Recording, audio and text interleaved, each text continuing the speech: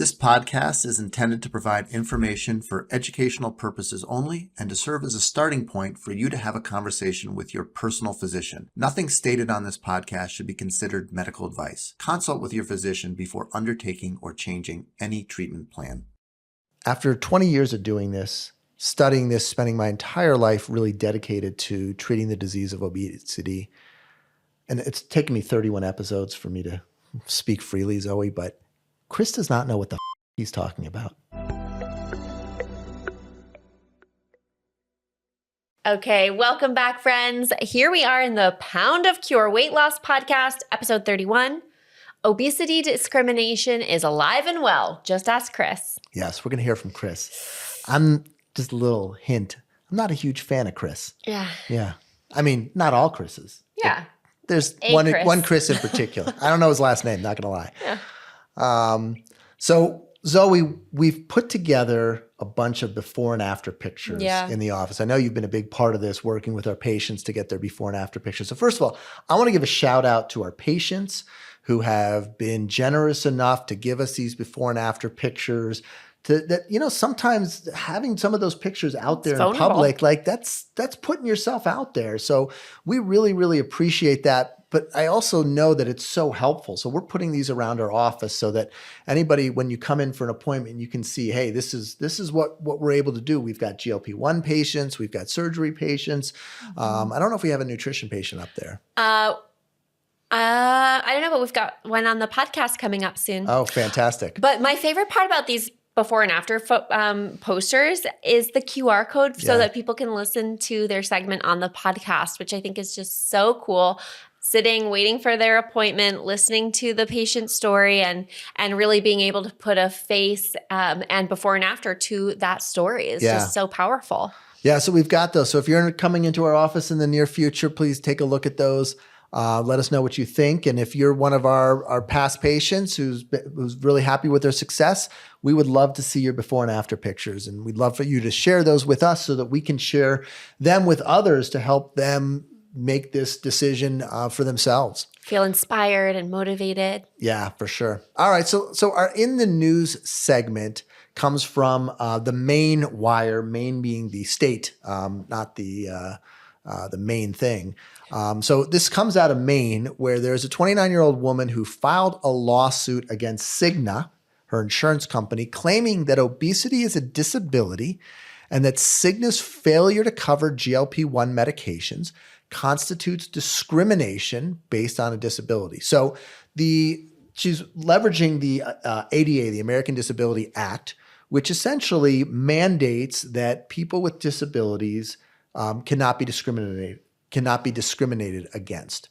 Now, first of all, the ADA does not specifically list obesity as a disability. So all of a sudden, this lawsuit is a little bit of a stretch because it's not like, and there's all different types of disabilities. You can be disabled because you're depressed, because of mobility limitations, and there's a lot of different ways you can be disabled, but obesity is not one of them.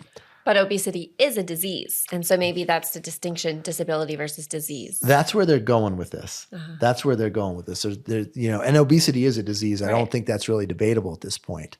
So there are courts who have determined that you can be disabled from obesity. And having been a bariatric surgeon for almost 20 years now, I have seen plenty of patients who are disabled. I saw one actually just today. The patient is over 500 pounds, can barely walk. I mean, if he's not disabled, I don't know who is.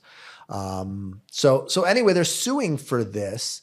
And I think the first thing, and really what kind of caught my attention when I looked at this article, were some of the comments. And this is where our friend Chris comes in. So Chris says in the comment, when they're talking about this woman suing for GLP-1 coverage, said, "I bet this sow sits on her fat ass in front of the TV every night, eating her chips, soda, and Twinkies, and then blames everyone else for her being a fatso.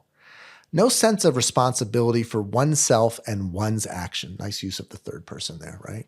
"No drug will overcome a lack of willpower, as obesity is not a physical disease. Too bad there isn't a pill that makes you work your ass off. If there was, she wouldn't be suing for that. I just want to let that sit there for a second. So it's kind of heavy. Yeah. I mean, the fact that this person took this time, that's one sentence, Right. took the time to write this down, direct this at a person he has never met. With so much anger. So much anger. And I think these comments are everywhere. Yeah. They're not hard to find. When you see them, I think there's two things you need to know. The first is that this comment says so much more about Chris than it says about the woman who filed the lawsuit or anyone else suffering from obesity. This says that Chris is angry, probably feels slighted, and thinks that he deserves more in life than he's gotten, and he feels better when he takes this out on someone else. The second is, after 20 years of doing this, studying this, spending my entire life really dedicated to treating the disease of obesity, and it's taken me 31 episodes for me to speak freely, Zoe, but Chris does not know what the he's talking about. This is not why people develop obesity. Right. We talk about that all the time. Yeah. And I think this comment really goes directly against our basic tenets that we have as a practice, in terms of, first of all, understanding that it's not a willpower issue that causes obesity, and that the overwhelming majority of our patients are not at home eating chips, soda, and Twinkies every night. They are working their ass off. And they are working their ass off. You're right about it. They are working their ass off and it's not working. And so I think, when you're out there looking at these comments, keep that in mind. Just because Chris said this does not make it even the slightest bit true. Mm-hmm. So anyway, back to our story. I think this approach to getting more access to GLP-1 medications, first of all, I'm not sure it's going to work. I'm not an attorney, but my suspicion is this is not going to go very far, especially against Cigna. Cigna is quite powerful and gigantic and has more lawyers, working for it. And they're going to have no problem, I think, at the very least, just delaying this for decades. So it goes nowhere. And Cigna has a very significant interest in being able to decide whether they're going to cover a certain medication or not. Because if this happens for GLP-1 medications, it opens up the door to all these other medications as well. And so it just, my concern about this approach is that it's not really targeting the fundamental issue with access to medications. The fundamental issue, as we've talked about many times, is the cost of the drugs. And no matter if obesity is a disability or not, and that's an argument that others can have that I really don't have much of a stake in or honestly think is an important thing for us to be addressing.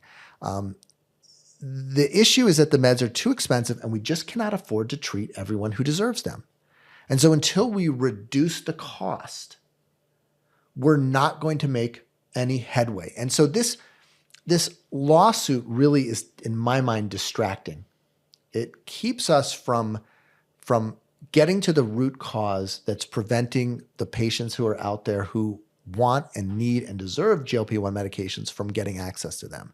And we need to keep our eye focused on that, which is that the pressure should be applied to the pharma industry, to the pharmacy benefit managers, to the insurance companies, not in terms of granting coverage, but in terms of the added prices and costs that they implement in the administration and coverage of medications. And we need to work to reduce the cost. If GLP-1 medications cost $100 a month and were widely available, every insurance plan would cover them. And someday that will be a true statement, but it's not right now. And so we have to work toward that if we want to get coverage, not towards some kind of clever legal workaround that will end up not really making any headway. Yeah, maybe it'll help one person, not millions. Yeah.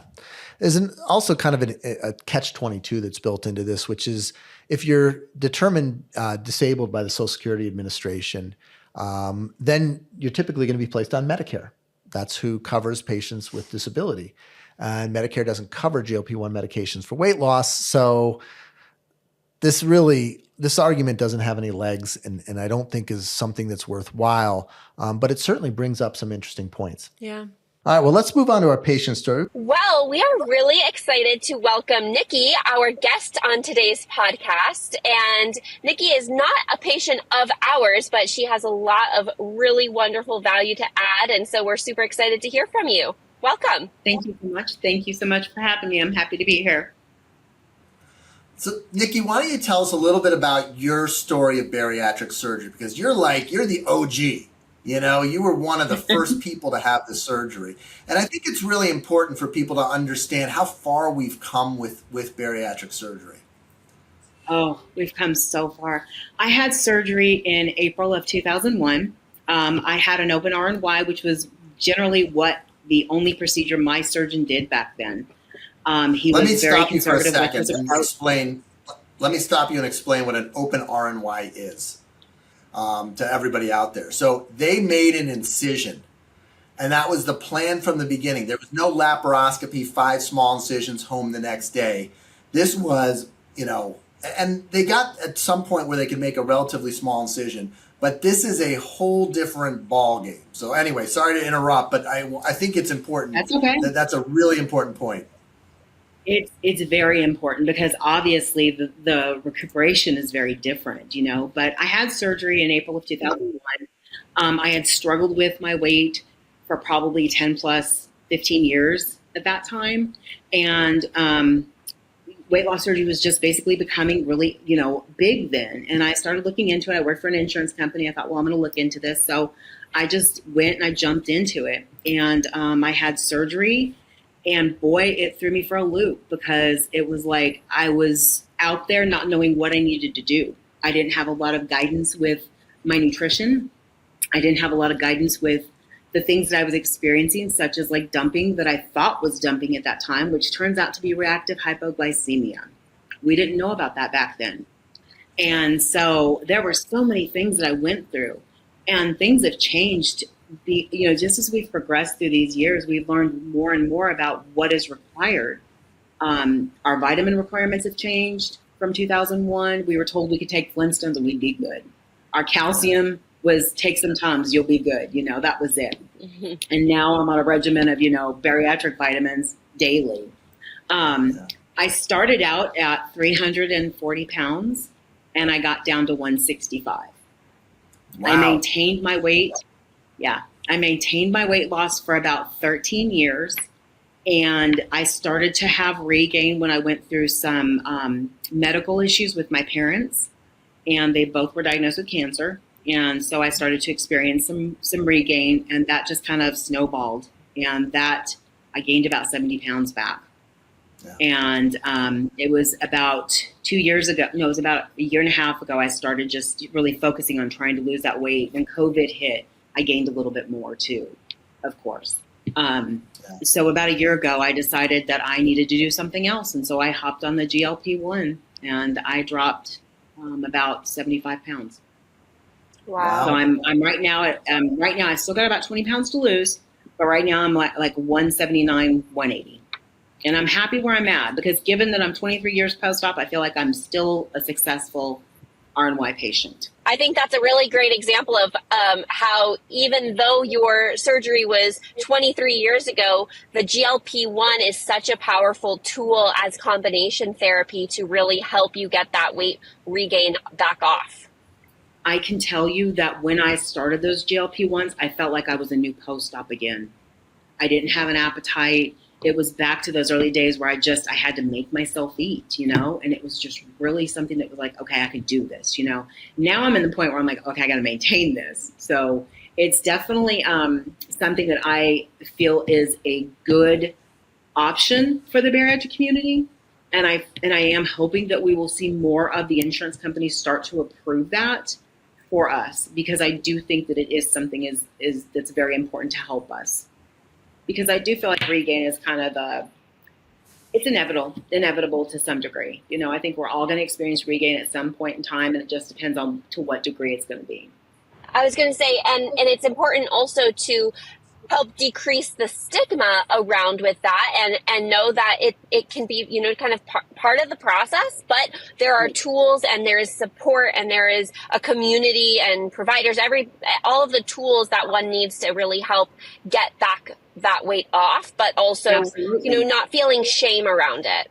Yeah, absolutely. That's one thing that I really feel is very important, is that we understand that we do need to have tools.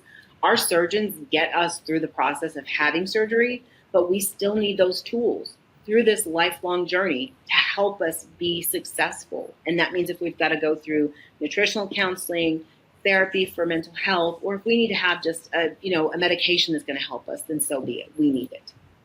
Yeah. They don't call it a journey for nothing, And I think they don't.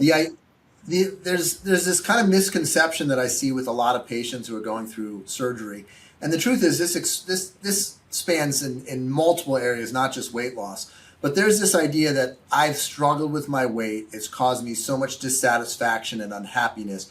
I'm going to have this surgery, and then I'm going to be exonerated. I'll no longer have to deal with my weight. I'll no longer have to worry about it. It will just be something that once happened to me, and now I'm past it. And unfortunately, that's not how it works. You had an excellent surgery, a gastric bypass. You had great weight loss for 13 years, and then life happened. Both parents getting cancer at the same time. It just probably threw your life in a total disarray. And that's what life does to us, right? What did John Lennon say? Life is what happens when you're busy making other plans, And Absolutely. This is the stuff that happens to everybody at some point in their life. And it can distract you, and weight gain is often the side effect of just the stresses and unfortunate things that happen in our life. And that's when it's time to get back on the journey and kind of pull a new tool into the toolbox and add the nutrition in and do all the things that you've done. And I think every bariatric Absolutely. surgery patient has to understand that's kind of how it goes. It does.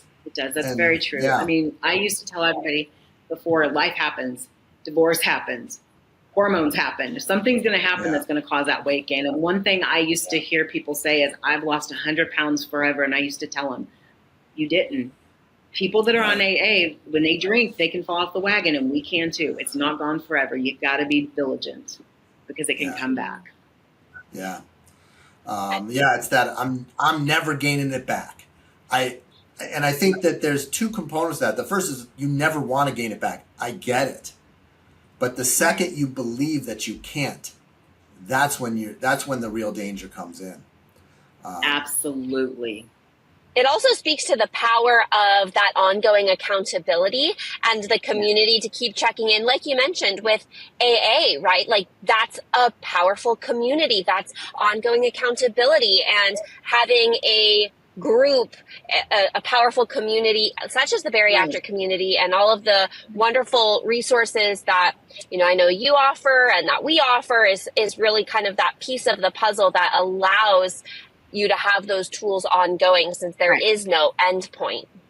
Exactly. That's one of the reasons why I love this community, because I am so just settled into it that I know that when I'm around other people that are in this community, I'm held accountable. I know that I'm going to be held accountable, and this community is very tight knit.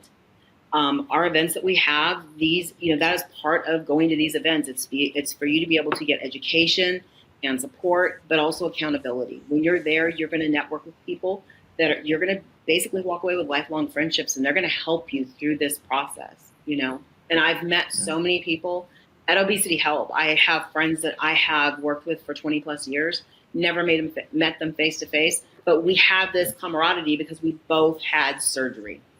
And it's amazing. I have a very good friend that I'm very close to, never met her face to face, but we have this relationship that's just very close because of our commonality with having had surgery around the same time. We're the original OGs of our company.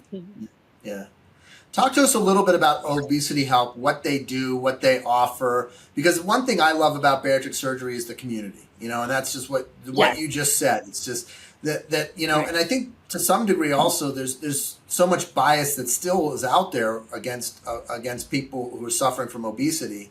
That really brings people together who kind of have that shared experience of being discriminated against. It kind of brings people together. So talk to us about what Obesity Help's mission is and what they're offering, because they really are a fantastic organization. Yeah, so Obesity Help started back in 1998. We started out as a website that was built to be able to help individuals learn more about weight loss surgery and the surgeons that performed it. People didn't know a lot about it. And so we launched this website. We had forums that people could get into. They could, network with each other. It basically was the original Facebook, where people could get in there. They could meet with each other, talk. We had meetups and everything in different locations. We evolved to adding bariatric friendly products to our database. And then we started adding plastic surgeons, because after you have bariatric surgery, you want to have reconstructive surgery because you've lost so much weight. So we evolved from that, and we built a big community. We have about almost 1 million registered members all over the United States. We've been in operation for 20 plus years. I think we celebrated our 25th anniversary not too long ago.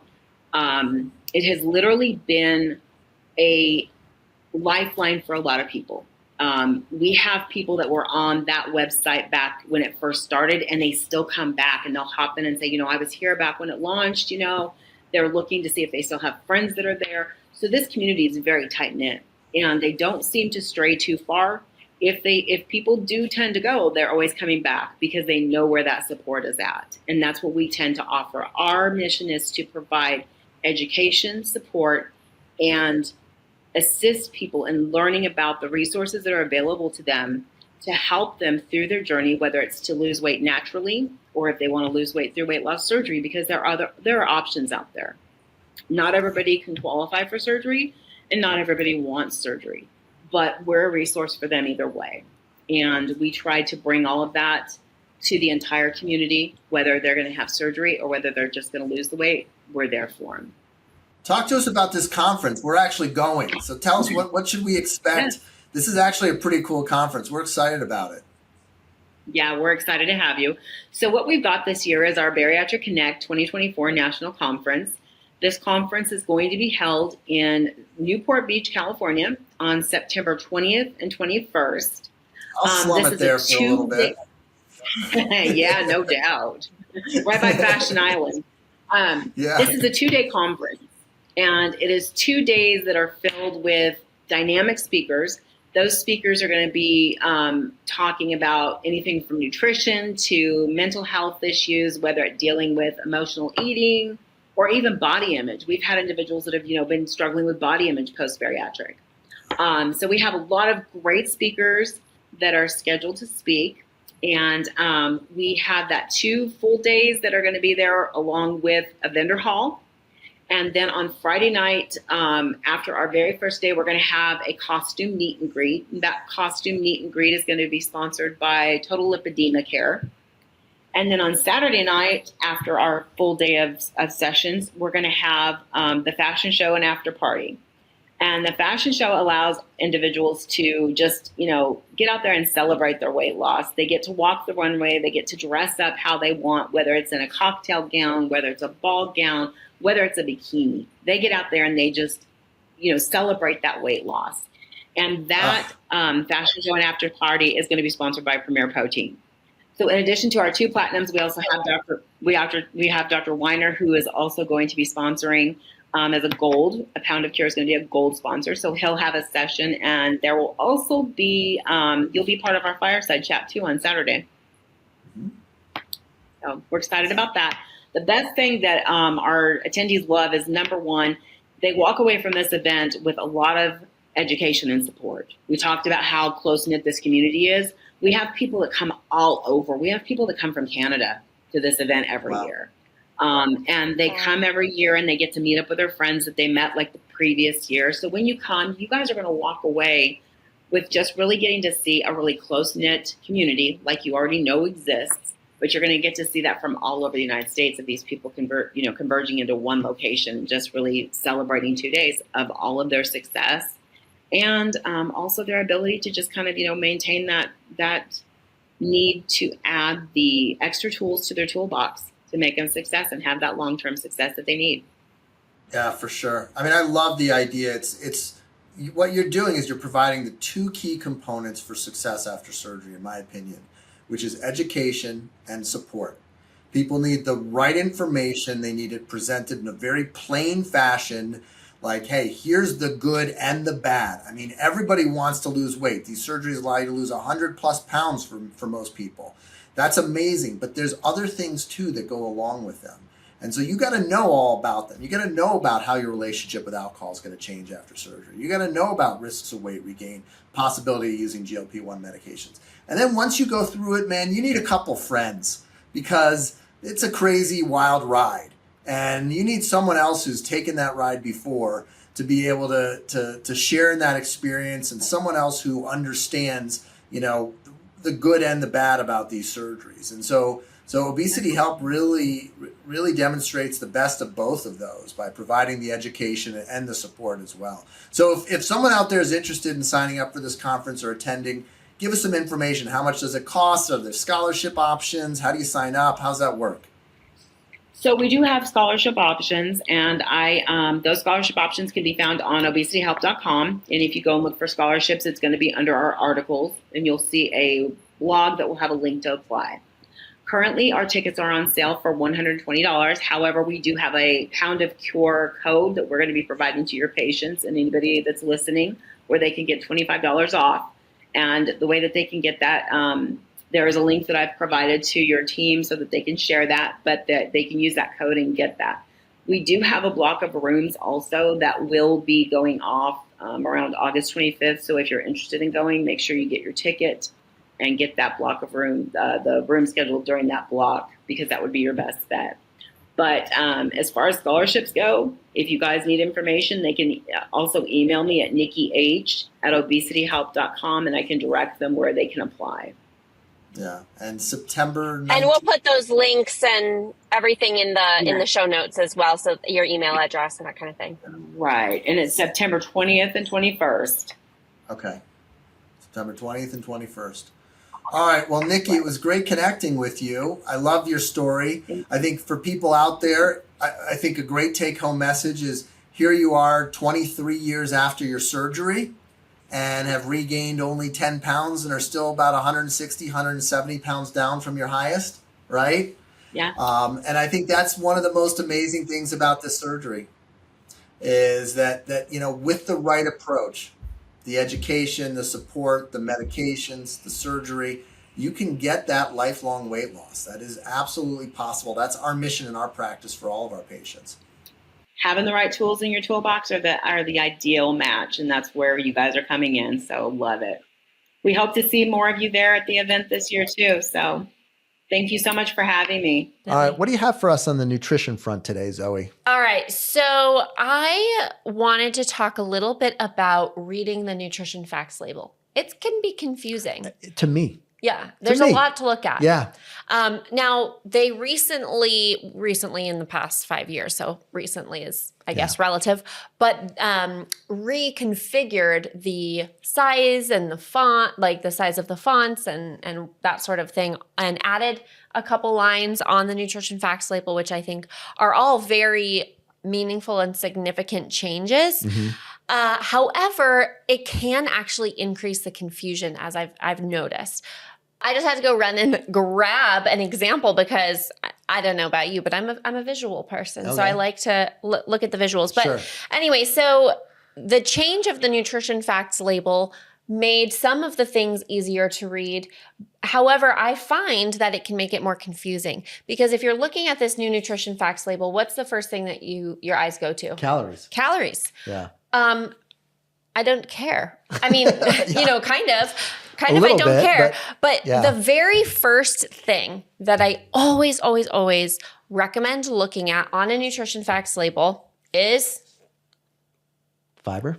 Serving size. Serving size. If you don't know the serving size, the volume of food, the quantity, the portion that it's talking about, none of the other numbers mean a gosh darn thing. They're completely arbitrary, right? Are we talking about 3/4 of a cup, or are we talking about the entire freaking thing of yogurt? Yeah. Right? So so first, sure, if we want to care about calories, we can care about calories after we know the serving size. Right? And then that's when we can go into the protein and the fiber. And then specifically for what I wanted to talk about today is the addition of the added sugar line. So the old nutrition facts label just had total sugar. Now they have that additional line that breaks it out into added sugar. So we've got total sugar, which is naturally occurring sugar, and added sugar.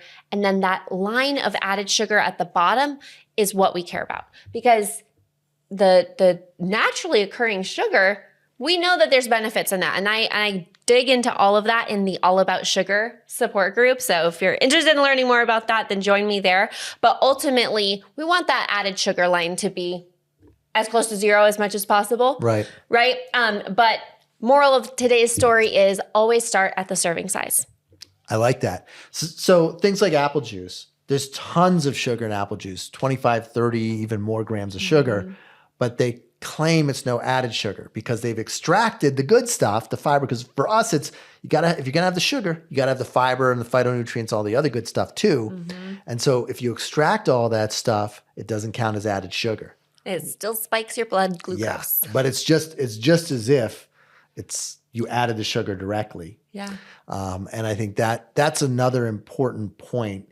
And really the food manufacturers, they're the ones who design this label scam so that they can come up with ways that make things like apple juice appear healthier than Coca-Cola. And you could argue apple juice is a little bit healthier than Coca-Cola, but it's certainly going to both be on that side of the spectrum where we don't want to drink very much of either of those. Right. And I think that it's important that we all understand that the big food, they have some influence into this label design.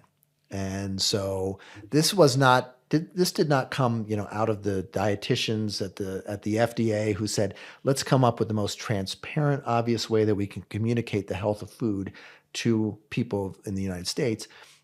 There was a lot of influence from big food in creating these labels. And so it may not be quite as obvious and quite as useful as it could be. Maybe meant to be confusing. Yeah. I bet if I put you in a room for an hour and said, okay, draw up a new label, I bet you'd come up with something better than what we've got right now. All right. So what do we have for economics of obesity today? So I think this is kind of a follow-up to this conversation we just had about the lawsuit against Cigna that they should be covering GLP-1 medications. And I think this is the first thing that I just mentioned, is that we got to figure out what the cost of the medication is. And the truth is there are medications out there, like there's hepatitis drugs and other medications that are far more expensive than GLP-1s, but they're covered. And a lot of the calculation that's done, unfortunately, is what's the cost of the illness and what's the cost of the medication, and is it cost effective? And I think if we found that GLP-1 medications reduced all other healthcare costs by more than the cost of the medication, we'd see a lot more coverage. I feel like we are seeing that, no? With the diabetes and the heart disease and all these other things, So fertility. stay tuned, because the answer is no. And that's really the question that I'm gonna answer today. Okay. So the first thing is what's the cost of being overweight, being obese?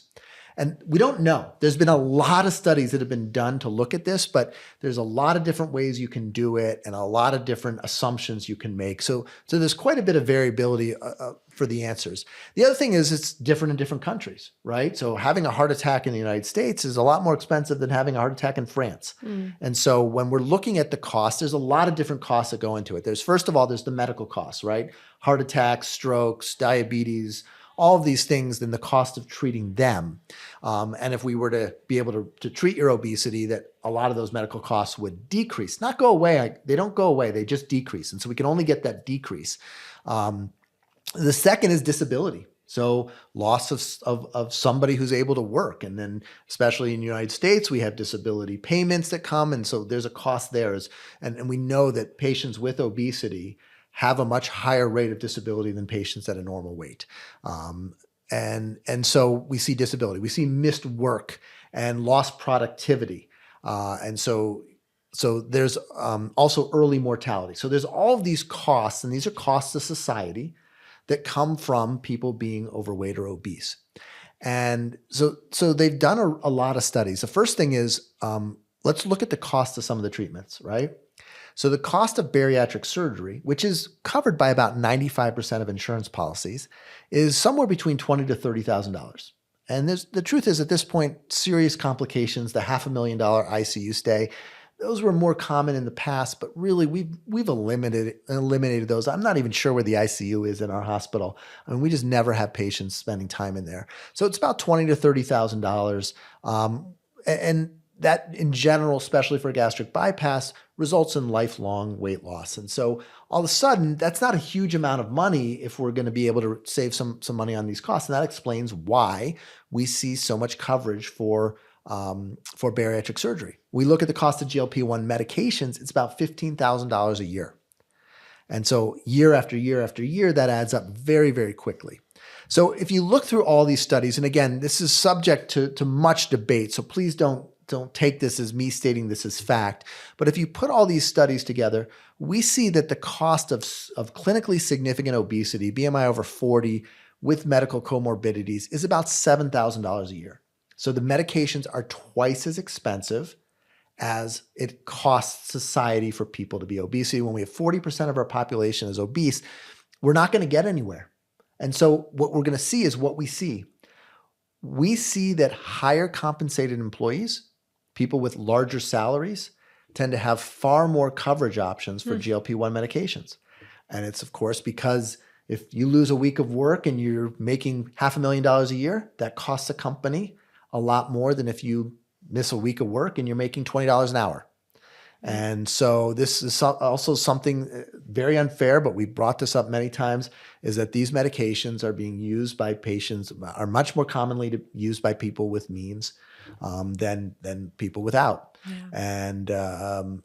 And so we need to bring the cost of these medications down to at least $7,000 a year. So cut the price in half. That's a lot. This is actually $7,000 a year is less than these medications cost in a lot of other countries. And so it is possible, but until we start to see meds in the range of $200, $300, $400 a month as the total cost, we're probably not going to get very far with seeing widespread coverage. So I think that's the important question, is what is the cost of being overweight and what is the cost of the medications? And until it becomes economically viable, we're not going to see the widespread coverage that we want, despite lawsuits against Cigna and all these other mechanisms that we're going to try. But that's really going to be what makes this happen for us. All right, Sierra, let's hear from our social media questions that we get. We're getting a ton of these questions lately. Keep them coming. I love reading them, and we're doing our best to get to as many of them as possible. But keep them coming, because we really get some fantastic questions out there. So Sierra, what do we have? Okay, first question is from Kimberly from an Instagram DM. I'm wondering if you have any advice on the gallbladder. I have found out I have gallstones and sludge. Is there anything I can do to prevent me from having my gallbladder removed? Okay, so I'm going to talk about this in relationship to bariatric surgery. And I get this question minimum once a week from my patients. So there still remains this assumption that you should have your gallbladder removed at the same time as your bariatric surgery. And a lot of this comes from the fact that when we first started doing bariatric surgery, we did it open through an incision. And this incision made it actually quite easy to just take out the gallbladder while you're in there. And also at the time, we weren't really skilled with laparoscopy. Now, if someone's had a major abdominal surgery, I can still usually take out their gallbladder laparoscopically. 20 years ago, I don't know if that's as true of a statement, because scar tissue makes everything a little bit tougher. So in the past, when surgeries were done open, it was pretty routine to take out your gallbladder with the assumption that we don't want to have to put someone through a big open surgery down, a year down the road, when we can just take it out at the same time. With laparoscopy, it doesn't line up quite so nicely. The first thing is when you do laparoscopy, there's kind of a directionality to it. So you kind of point these trocars or places where we put our instruments, you kind of point them in one direction or another. You don't have complete control over the entire abdomen. And so when we do this surgery, a gastric bypass, a sleeve, any bariatric surgery, we tend to be pointed up to the left upper side of your abdomen. That's kind of where the majority of that surgery is done. The gallbladder is on the right, so it's the opposite direction, so it just doesn't line up. The second thing is that your complication rate, if you do a concomitant, meaning simultaneous removal of the gallbladder at the same time as bariatric surgery, doubles the complication rate. And so that in general is discouraged. And so there's really, I don't know of any surgeons that are routinely taking out the gallbladder. I do everything I possibly can to not take it out at the same time as surgery. Now, let's say you develop gallstones. What can be done to reduce your need to have your gallbladder out? The honest answer is probably nothing.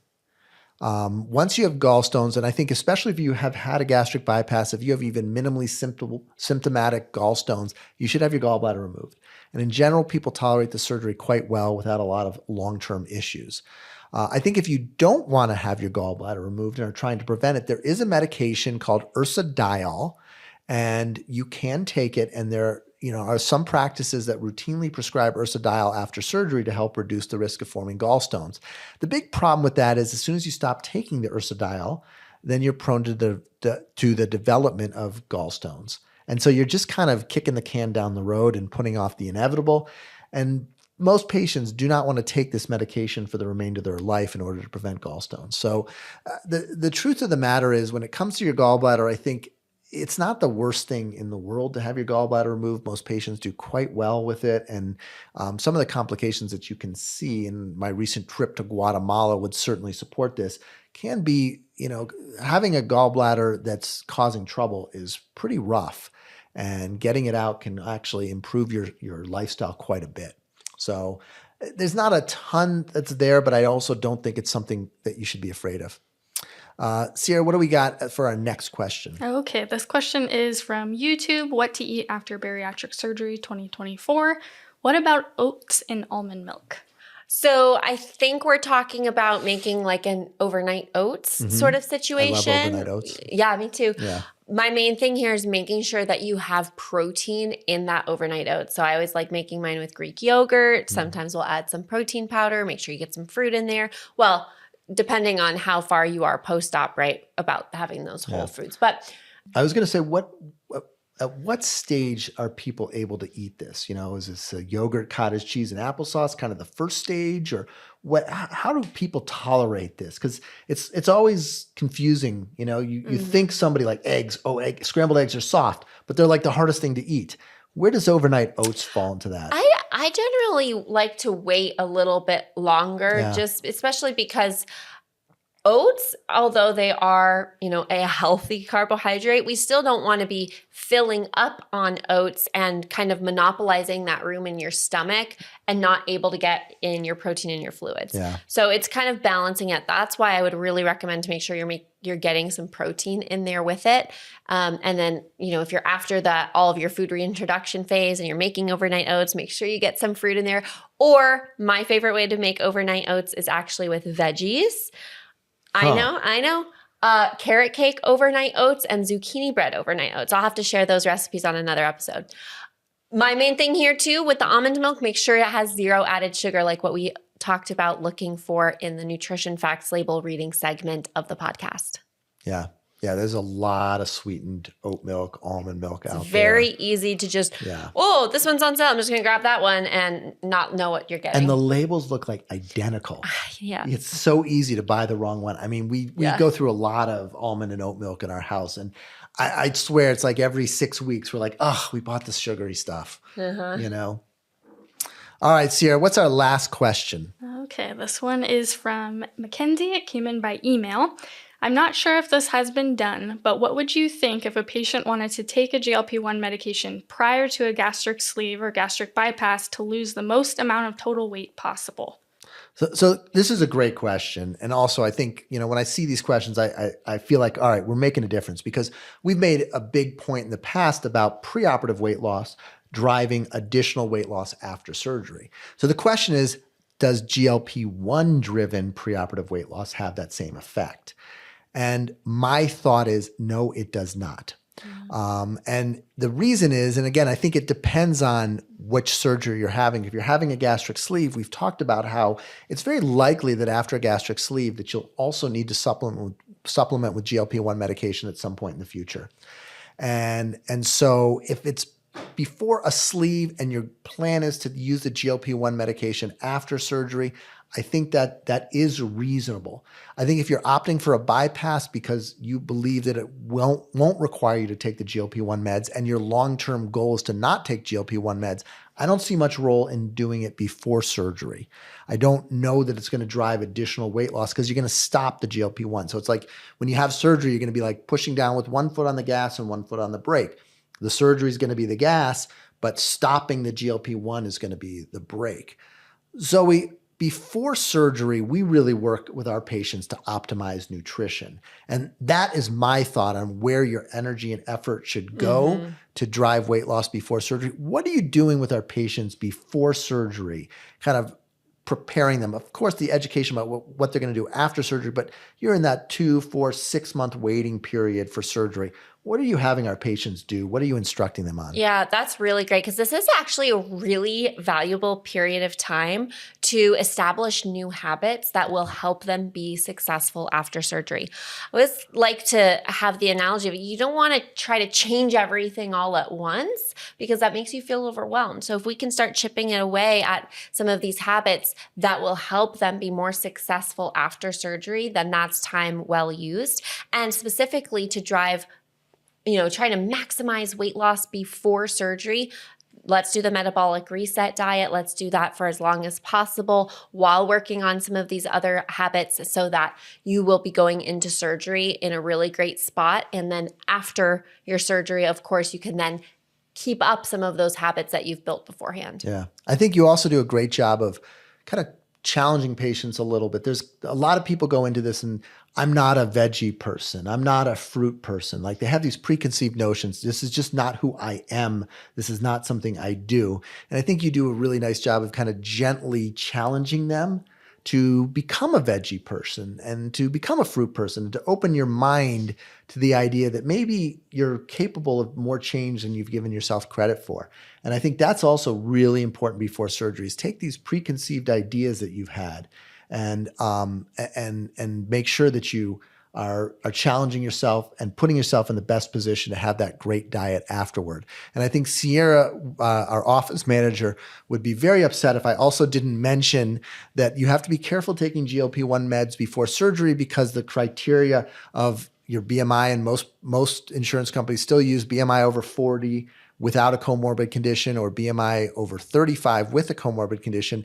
It is possible to disqualify yourself for surgery if you use the medications and lose too much weight beforehand. And so that's also something to keep in mind as well. All right. I think that wraps us up for another episode, 31 in the books.